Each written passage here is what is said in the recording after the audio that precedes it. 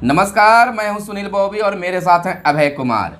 आज हम चर्चा करने जा रहे हैं पंचायती राज व्यवस्था में महिलाओं की अहम भूमिका। सरकार कितना महिलाओं की भूमिका पर संवेदनशील है और कितना आगे बढ़ाना चाहती है। इन दिनों पंचायती राज विभाग के द्वारा एक पत्र भी जारी किया गया है जिसमें कहा गया है कि महिलाओं की भरपूर भागीदारी होनी चाहिए। यानी कि अगर मुखिया हैं या सरपंच साहब हैं, वार्ड सदस्य हैं, अगर महिला प्रत्याशी हैं तो बैठकों में वही केवल भाग ले सकती हैं, उनका पति या कोई भी प्रतिनिधि भाग नहीं ले सकते हैं। यह एक काफ़ी चर्चा का विषय बना हुआ है। तो इसको लेकर आज हम दोनों चर्चा करेंगे कि आखिर पंचायती राज विभाग ने क्या नियम और कानून महिलाओं की भागीदारी को लेकर बनाई है। जी बिल्कुल। देखिए, इस बार सबसे पहले दर्शकों को नमस्कार करते हुए मैं कहता हूं कि इस बार जो पंचायती राज विभाग थोड़ा सख्त हुआ है कि जो कहा जाता था मुखिया के पति एमपी साहब और पंचायत समिति सदस्य के पति एसपी साहब और सरपंच साहब के पति एसपी साहब, अब वह नहीं चलने वाला है। अब बिल्कुल नहीं चलने वाला है। अब जो है सो अगर बैठक में जाना है तो महिलाओं को घर से निकलना पड़ेगा। बिल्कुल बिल्कुल। और उनको महिलाओं को घर से निकलना पड़ेगा। और चूंकि जो बार बार आवाज़ उठाया जा रहा था, कहा जा रहा था कि आखिर महिलाएं जब चुने जाती हैं महिलाएं और मतलब उनके काम देखते हैं उनके पति, तो यानी कि बिल्कुल उनको लब्बड़ स्टाम्प की तरफ यूज किया जाता था। इसको लेकर सम्राट चौधरी का भी बड़ा बयान आया है, इन दिनों अखबारों में लगातार आ रहे हैं कि उन्होंने भी कहा है कि निश्चित तौर पर जो भी प्रतिनिधि पति अगर जो भी हों वह बैठकों में भाग नहीं ले सकते। इसको लेकर जिला और प्रखंड के पदाधिकारियों को भी दिशा निर्देश जाहिर किया गया। लेकिन हम चर्चा कर लेते हैं कि आखिर नियम क्या है। कहने का मतलब है कि ग्राम पंचायतों में महिलाओं की भागीदारी क्यों आवश्यक है। ग्राम पंचायत में चूंकि आरक्षण 50% आरक्षण मिला है और महिलाओं को इसलिए ग्राम पंचायतों में शामिल किया क्योंकि महिलाएं ज़्यादा सेंसिटिव होती हैं। और जो समस्या है, देखिए, अगर हम पीड़ितों की बात करते हैं, अगर बात करते हैं कि जो वंचित समाज है, तो वंचित समाज में हम लोग जो जाति रूप से जो वंचित है उनकी बात करते ही हैं, लेकिन हम लोग महिलाओं की बात करते हैं, महिला को भी वंचित समझा जाता है। बिल्कुल बिल्कुल। इसलिए महिलाओं को कहा गया है कि क्यों आवश्यक है। पंचायती राज विभाग ने आखिर इनकी भागीदारी क्यों बनाई है, इसको लेकर है ग्राम सभा की आधी सदस्य महिलाएं हैं, अतः उनका श्रम, विचार और निर्णय गांव के विकास के लिए आवश्यक है।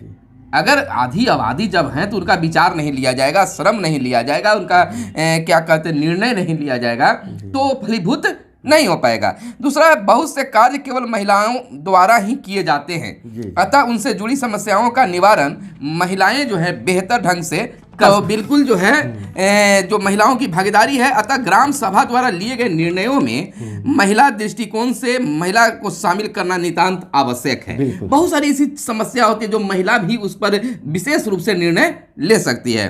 तीसरा पॉइंट में कह रहा है कि घर या खेती के कार्यों में महिला पुरुष दोनों का सक्रिय योगदान होता है। बिल्कुल बिल्कुल। इसके लिए यह जरूरी है कि निर्णय करने में दोनों की भागीदारी होनी चाहिए। यानी कि जब आप प्रतिनिधि बना दिए हैं तो उनको भी निर्णय लेने का खुलेआम उनका मतलब कि थोड़ा सा सपोर्ट कीजिए और उनको आत्मनिर्भर बनने दीजिए। बिल्कुल। दूसरा है बिहार सरकार द्वारा क्या प्रयास किए गए हैं इनके 50% भागीदारी को लेकर।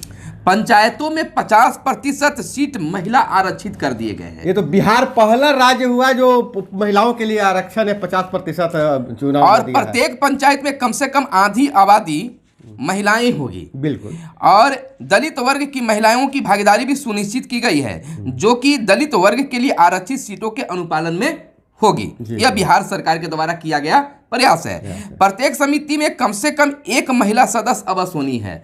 यानी कि जो भी पंचायतों में अगर कमेटी बनेगी, समिति बनेगी, उसमें कम से कम एक महिला के होना जरूरी है। दर्शकों को मैं बता दूं कि समितियां बहुत सारे बनते हैं। जैसे ग्राम पंचायत में समितियां 6 तरह की समितियां बनती है। उसके बाद जो वार्ड क्रियान्वयन समिति जो है, उस समिति में भी महिला सदस्य को अनिवार्य रूप से रखा गया है। 3 गो है। हाँ, महिला सदस्य। उसके बाद जो ग्राम कचहरी में भी जो समितियां बनेगी उसमें भी महिला सदस्य अनिवार्य रूप से रहेंगे। बिल्कुल बिल्कुल। हाँ बिल्कुल। और बीडीसी की जो होती है समितियां बनती है, जो प्रमुख साहब जो बनाते हैं समिति, उनमें भी एक महिला हर समिति में एक महिला सदस्य जरूर रहेंगे। अब पंचायतों में और गांव में चर्चा होता है कि 50% अगर महिला की अगर उपलब्धि दे ही दी गई तो महिला क्या कर लेगी। ये तो आम चर्चा होता है कि क्या कर लेगी, वो निर्णय ले लेगी। तो अब सरकार की क्या सोच है, इस पर हम लोग चर्चा कर लेते हैं। अब महिलाएं भी ग्राम सभा, ग्राम पंचायत को बैठकों में भाग लेती हैं। बिल्कुल लेती हैं। ये 50% का नतीजा हुआ। जी। वे सरकारी अधिकारियों के साथ अच्छे तालमेल के साथ कार्य कर रही हैं। यह परिणाम सामने आया है कि पुरुषों से बेहतर महिलाएं सरकारी पदाधिकारियों से तालमेल करके अच्छा काम करवा लेती हैं। बिल्कुल। महिला पंचायत सदस्यों ने पुरुषों की अपेक्षा अपने को अधिक जवाबदेही ढंग से प्रस्तुत किया। यह बिहार सरकार ने देखी है कि पुरुषों की अपेक्षा महिलाएं जो हैं वह बेहतर ढंग से अपनी जवाबदेही को निर्वाह करती है। महिलाओं के कार्यों में ज्यादा ईमानदारी पाई जाती है। देखिए महिला ज्यादा 3-5 के चक्कर में रहेंगी नहीं। आप कोई देखिए, अब महिलाओं को घर की इज्जत से जोड़ा जाता है। पुरुष सदस्य गलती करेगा, क्या होगा, हम जेले में खट लेंगे, लेकिन किसी घर की महिला अगर जेल जाती है तो समाज में भी उसकी मतलब शिकायत हो रही है। इसलिए महिलाएं थोड़ा सा ज्यादा इसमें एक्टिव होती है और गलत नहीं करती है। गांव स्तर की समस्याओं के समाधान की समझ महिलाओं को अच्छी देखी गई है। यानी कि गांव में जो मुख्य समस्या है उससे जितना अवगत महिला हो पाती है, उसको निवारण कर पाती है पुरुषों से। एक बात आप बताइए सर, आप दिन भर घर में रहते हैं? जी बिल्कुल नहीं। अपने गांव में रहते हैं? जी नहीं। तो और गांव में कौन रहती है सबसे ज्यादा? घर में महिलाएं रहेगी। पुरुष सदस्य तो बाहर में घूमने फिरने का तो समस्या से भी तो यही अवगत है ज्यादा। अगला नियम में कह रहा है कि महिला सदस्यों के कार्यों को देखते हुए गांव की अन्य महिला प्रोत्साहित हुई। बिल्कुल होती है। देख लीजिए अपना व्यवसाय कर रही है, टेम्पू तक चलवा रही है, मेरा उत्पादन कर रही है। जैसे कि समाज सुधार यात्रा के दौरान नीतीश जी के कार्यक्रम में कई महिलाओं ने सामने आकर बात रखी कि हमका आजीविका नहीं चलता था, घर गृहस्थी नहीं चलता था और आज हम इसके कारण चले। तो महिलाओं की भूमिका से महिलाएं सीख लेती हैं। बिल्कुल। तो उन्होंने आपस में मिलकर अपनी आवश्यकताओं के अनुसार समाधान भी निकालना शुरू कर दिया है।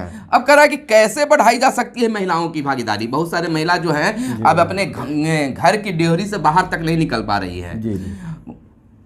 प्रतिनिधि तो बन गई हैं, लेकिन पति के दबाव के कारण या सामाजिक दबाव के कारण वह घर से बाहर नहीं निकल पा रही। इलेक्शन में तो गली गली घुमा देते हैं, घर घर घुमा देते हैं। लेकिन लोही जब अधिकारियों के पास जाने की बात आती है, साइनिंग अथॉरिटी की बात आती है, तो घर से बाहर नहीं निकलने देते हैं, आप खुद जाते हैं मीटिंग में। तो आखिर महिलाओं की भूमिका या भागीदारी कैसे सुनिश्चित हो? तो बैठकों का आयोजन महिलाओं की सुविधा अनुसार किया जाए।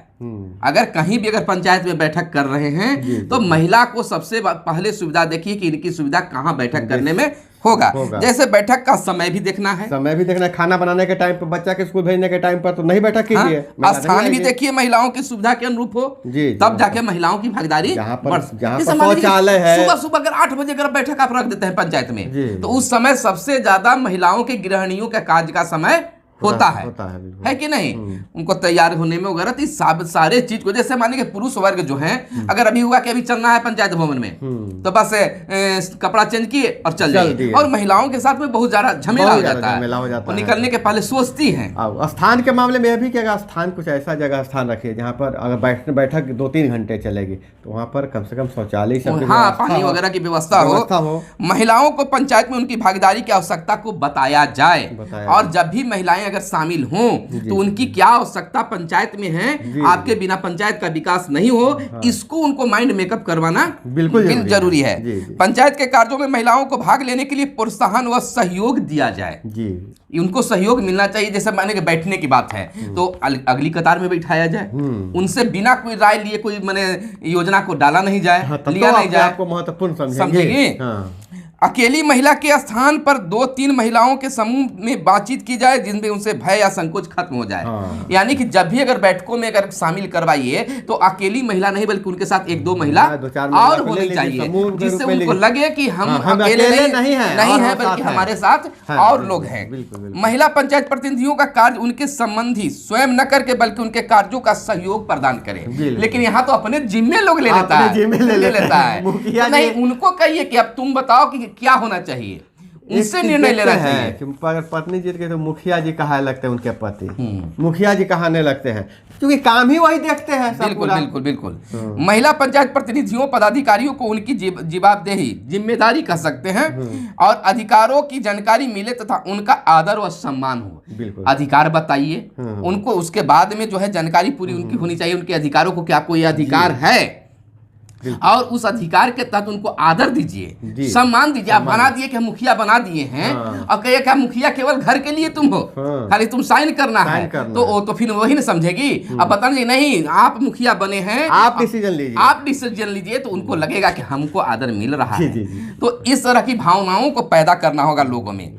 ग्राम सभा बैठकों में महिलाओं को अपनी बात कहने तथा निर्णय लेने का अवसर प्राप्त होना चाहिए। बिल्कुल होना चाहिए। महिला जो भी ग्राम सभा में भाग लेती है ये उनके पति की ही जिम्मेवारी नहीं, गांव के पंचायत के लोगों का भी होना चाहिए। कहना चाहिए कि हमारा मुखिया महिला है, आपकी पत्नी है, तो हम उनकी बात को मानेंगे, आपकी बात को नहीं मानेंगे। एक चीज और सर इसमें और जोड़ते हैं, गांव के लोगों का तो जिम्मेवारी बढ़ता ही है, लेकिन देखिए जो विकास कार्य तो महिला प्रतिनिधि जो भी है सब एक सब तरह के आता है विकास कार्य, लेकिन जो सरकारी जो अफसर अधिकारी जो है जेई साहबी हो गए, क्यों महिला भागती है? 50 बार दौड़ाते हैं।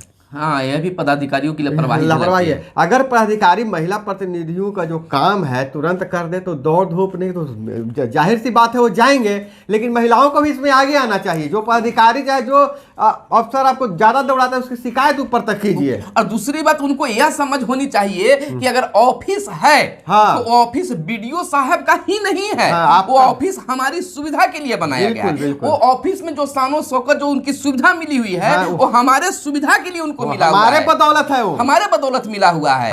तो अगर मान लीजिए कि आप बीडीओ साहब के कार्यालय में जाते हैं, वहां अगर कुर्सियां खाली हैं तो वहां पर देखते हैं कि महिला प्रतिनिधि हाथ जोड़ के खड़ी रहती हैं। वह कुर्सियां आम लोगों के लिए, जनप्रतिनिधियों के लिए, जनता के लिए लगाया गया है। वहां पर बैठने की जरूरत है, बैठकर बात करने की, नजर में नजर से मिला के बात कीजिए। हाँ, कभी कभी अधिकार मांगने से नहीं मिलता है, तो छीनना पड़ता है। तो यह पंचायत के महिला प्रतिनिधियों को समझना पड़ेगा, चाहे वह डीएम साहब का ऑफिस हो या फिर डायरेक्टर साहब का ऑफिस हो, बीडीओ साहब का ऑफिस हो या किसी का भी ऑफिस हो, आपको सर्वोपरि माना गया है, आप वहां बैठ सकते हैं। जो भी वहां बैठे हुए हैं, डीएम साहब के ऑफिस में बैठे हुए हैं, चाहे बीडीओ साहब के ऑफिस में जो भी बैठा हुआ है, आपके लिए वहां काम कर रहा है, सुविधा के लिए बैठे, आपके लिए, आपकी सेवा करने के लिए बैठे हुए हैं। यह बिल्कुल माइंड में लगा लीजिए और डरने और समझने की जरूरत नहीं। आप पंचायत के लोगों को जागरूक करने के लिए, गांव की विकास करने के लिए, तो आप ही अगर डरिएगा, सशंकित रहिएगा, तो पंचायत के लोग तो और डरेंगे और सशंकित रहेंगे, तो गांव का तो विकास आप करा नहीं पाइएगा। और फिर अगर मान लीजिए कि अभी आप नए नए जनप्रतिनिधि बने, पंचायत प्रतिनिधि बने हैं और आप अपनी भूमिका को नहीं दिखाइएगा और अगले 5 साल के बाद आप जब चुनाव में आइएगा और कहिएगा कि हम फिर से आए हैं, देखिए इस तरह से, तो आपकी बातों पर तो विश्वास लोग नहीं करेगा, क्योंकि अभय जी की पत्नी मुखिया बनी है अभय जी, और यहाँ पर डिक्टेटरशिप करते हैं। देखिए जो भी है, नेता का एक बड़ा गुण है नेतृत्व क्षमता और उस विश्वास पैदा करना। बिल्कुल, कहीं पर आपको उंगली सीधी से नहीं टेढ़ा भी करना पड़ता है। आप अगर पंचायत के मुखिया बन गई हैं तो आपके साथ में प्लस पॉइंट यह हो सकता है कि अगर आप एक्टिविटी अगर पंचायत में दिखाना शुरू कीजिएगा तो अगले 5 साल में जब चुनाव लड़िएगा तो आपका पति का भी सपोर्ट और आपका एक्टिविटी वह प्लस कर जाएगा। तो निश्चित तौर पर आप हारने वालों में से नहीं रहिएगा। लेकिन अगर जो मुखिया पति अगर चाहते हैं कि हम पत्नी को घर में ही रखें और हम एक्टिव हों, तो अगला साल उनके लिए दिक्कत वाली बात है कि नहीं? बिल्कुल, तो इसलिए हम लोग चलते चलते कहना चाहेंगे कि महिला पंचायत प्रतिनिधियों की पंचायतों में काफी अच्छी खासी भूमिका होनी चाहिए, है भी होनी भी चाहिए। तो जितने भी हमारे दर्शक हैं, चाहे वह पंचायत प्रतिनिधि हो या आम जनता हो, नहीं, एक दर्शकों से मैं आप देख रहे हैं इस वीडियो को, तो अगर आपके पंचायत में अगर महिला आरक्षित सीट है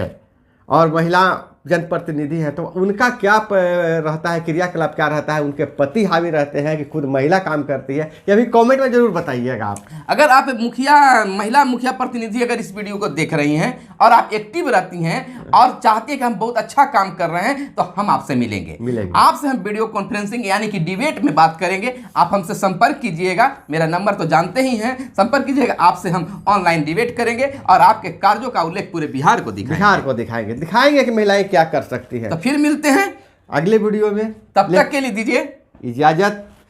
जय हिंद, वंदे मातरम।